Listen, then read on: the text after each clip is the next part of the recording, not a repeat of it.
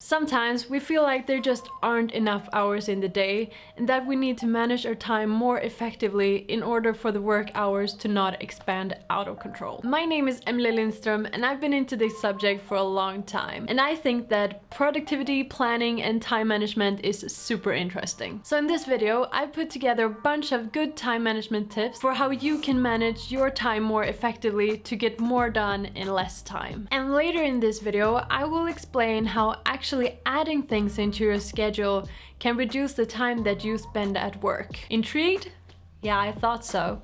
So let's get into the time management tips. The first part for time management is task management and prioritization. You can't manage your time effectively if you don't know what you're supposed to be doing. So first, you need to keep control of your tasks, write down everything you're supposed to be doing, and create a system that works for you so that you know what you're supposed to do and when you're supposed to do it. And then prioritizing tasks. You will never be able to do everything that's on your list, and thinking that you can do everything that's on your list, that's not a good time management method. Something that I recommend you doing is looking into the 80-20 rule, which says that 80% of the outcome comes from 20% of the input. So the thing with this is that you should be focusing on the few tasks that create a lot of output, which is probably the hard tasks that you don't really feel like doing, but if they create the most of the output, then those are the tasks that's most worth spending your time on. Start implementing the mindset of, if I could only do one thing in this area, what would I do? Because if you think like that, you're gonna choose the one most relevant task that is going to create the most output. So identify these tasks and do them first. Learning how to prioritize tasks is the first step in managing your time more effectively. I have a video on this, I've linked it up here, so you can check it out if you want to. You also need to own your own time. And what I mean with this is that every time someone comes with a new task with you, like, can you fix this? Can you do this?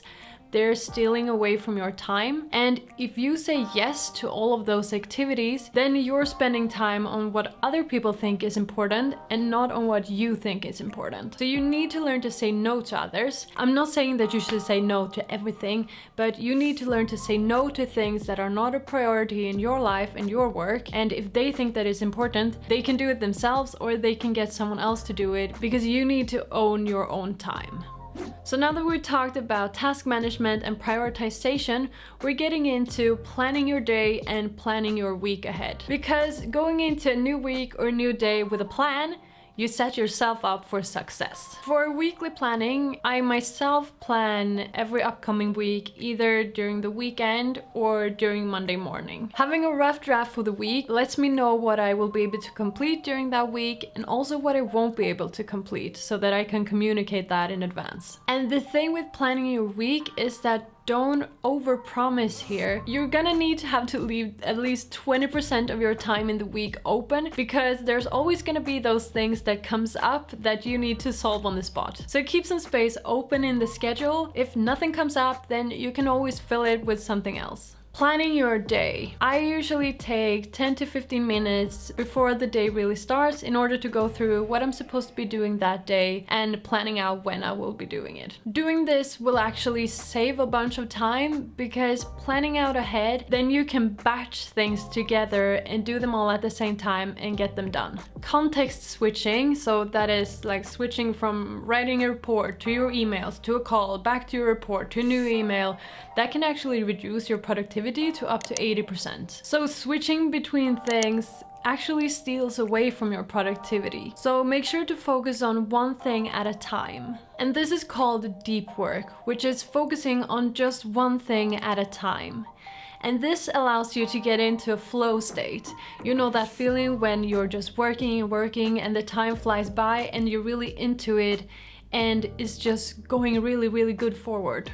Doing this and planning for deep work sets you up for not being distracted and actually getting the things done in that time that you're supposed to be doing them. And one method that you can use for deep work and getting into that state of flow is time boxing. There's a thing called Parkinson's law that says that the work expands to fill the time available for its completion. That is, if you haven't planned a thing in your schedule and the task is due for another week, then it's gonna take you that whole week in order to complete it. Time boxing is actually planning things in your calendar in order to complete a certain task. So having Parkinson's law in the back of our head, we can plan tasks for a certain amount of time and then we're magically going to complete them in that time. If you only have a certain amount of time available, you're going to complete it in that time, whereas if you have unlimited time, you're going to procrastinate it. You know that time when you have a lot of things to do and your schedule is really full? That's the time when you procrastinate the least.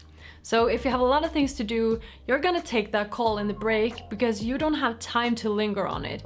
You're going to do it because you know that this is the only time that I have to do it in the day, so I gotta do it now, otherwise it won't get done. So time boxing is basically a way to mimic that. In setting a certain amount of time in your schedule, you know that you're only having that time to complete that task, and it's also gonna help you do it good enough and not sit and overwork it so much. So time boxing is basically a way to fake some pressure on you to make sure that you complete things in a certain amount of time. Third area that I wanted to talk about is prioritizing your health and taking breaks. No one is able to work effectively and efficient all the time, especially not if they haven't eaten or slept well. And your first thought might be, "But Emelie, this is not a time management tip. This is just going to take away from my time." I know that. And yes, that might be true, but taking care of your mind and your body will help you manage your time more effectively. The way I see it is that time is not the only part of this equation. The output is created based on the time that you have at hand and also the energy and quality that you put into your work. So what I mean with that is that if you have a lot of time at your hand, but you're feeling down, you're sitting and you're crying when you're doing it because you haven't slept for days, that output is still going to be really, really bad. Whereas if you feel well rested, you have a lot of energy, you're going to have a lot of focus and a lot of mental energy to put into that work, and it's also gonna take you less time in order to complete the same output and maybe even with a better quality. So taking care of your mind and body will give you more energy and focus for your work, and you will feel better when doing it. It's not humanly possible to work for 12 hours every day and be efficient all of that time. Something that would have taken you 2 hours when you're really, really tired and you just want to go to sleep might take you 20 minutes when you feel well rested and have eaten a great breakfast. So prioritize exercising your body and mind. If you're a person who have high aspirations and high goals, what do other successful people do? Athletes train their minds and bodies. High executives train their minds and bodies. Heck, even the best esports players take care of their bodies. Successful people know that exercise and taking care of yourself makes you perform better. So you should do that too. Sleep well and eat well, because no one performs well when they're hungry and sleepy. I just read Fredrik Eklund's book, The Cell, and even him, as a high-performing real estate agent and business owner, prioritizes sleep, nutrition, exercise, and work in that order. You also need to find ways to get your mind away from work. Try meditating, go for a walk, and take breaks in order to cut work out of your mind and take a real break, get some relaxation, and then have the focus and energy to get back to it. Those were all of my time management tips. Which ones are you going to implement in your own life? Comment down below.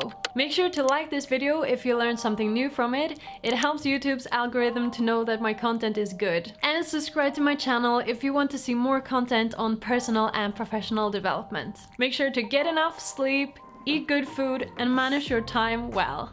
Have a great day, everybody!